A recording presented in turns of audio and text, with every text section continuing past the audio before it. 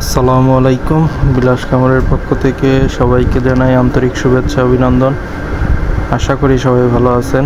আলহামদুলিল্লাহ, জি আমি ভালো আছি। তো এই যে আমার সাদা পরিগুলি, তো আজকেও 2টা বিক্রি করছি, তো 40টা আছে। কালকেও কথা আছে 5-6টা যাওয়ার কথা।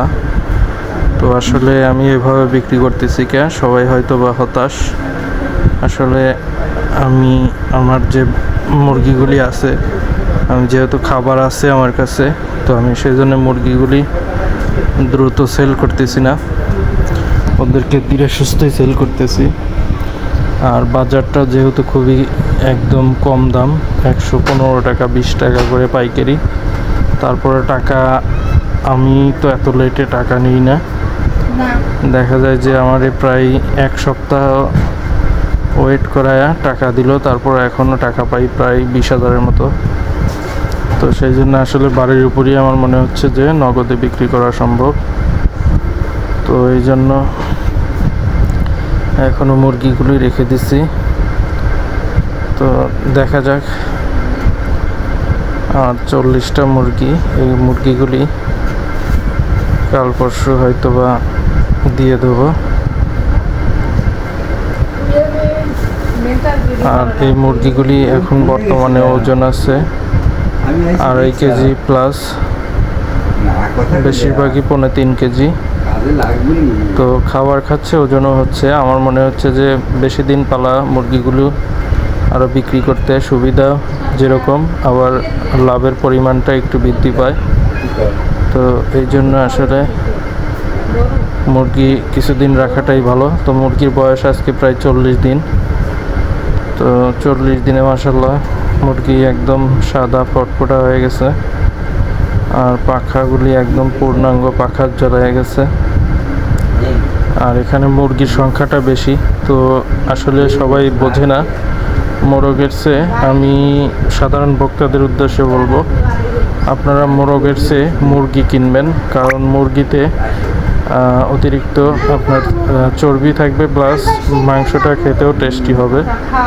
কারণ মোরগের ভিতরে বেশিরভাগই আপনার দেখবেন যে রগ এবং রক্তটা বেশি। তো আর মোরগের তেলটাও কম হবে, কারণ মোরগ এটা অল্প টাইমে বড় হয়, কিন্তু মুরগিটা কিন্তু ধীরে স্থিরে বড় হয়। তো ওর মাংসটা কষকষ হয়, সেই ক্ষেত্রে মাংসগুলি খুবই ভালো হয় আর কি। তো মোরগের তুলনায় মুরগি আমার মনে হয় যে বেটার। আর আমি নিজেও এগুলি আমি সবসময় মুরগি খাই মোরগের চেয়ে। আর আরেকটা কথা হলো, আমার ছেলে কিন্তু এখন সুস্থ হয়ে গেছে, ওর কপালের দাগগুলো মিশে গেছে। আপনাদেরকে দেখাবো এখনই, আপনারা দেখতে থাকুন ভিডিও। ওর কপালে কেটে গেছিলো, আর বুড়োর ওখানে, ওই যে আমি আপনাদেরকে এখনই দেখাবো।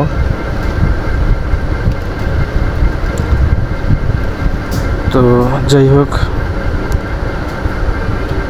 মুরগিগুলি এমনিতে বড় হলে খাবার কম খাইলেও ওজনটা কিন্তু ঠিকঠাকই আসে। তো এই যে দেখুন, আমি আপনাকে দেখাচ্ছি আমার ছেলের যে কাটা দাগটা মিশে গেছে মাশাআল্লাহ। এই যে কপালের এখানে, আর বুড়োর এখানে আর কি। যাই হোক, 2 জায়গায় কেটে গেছিলো, এখন মাশাআল্লাহ অসুস্থ আছে। একটু দুষ্টমিটা বেশি করে, এই জন্যই সমস্যা।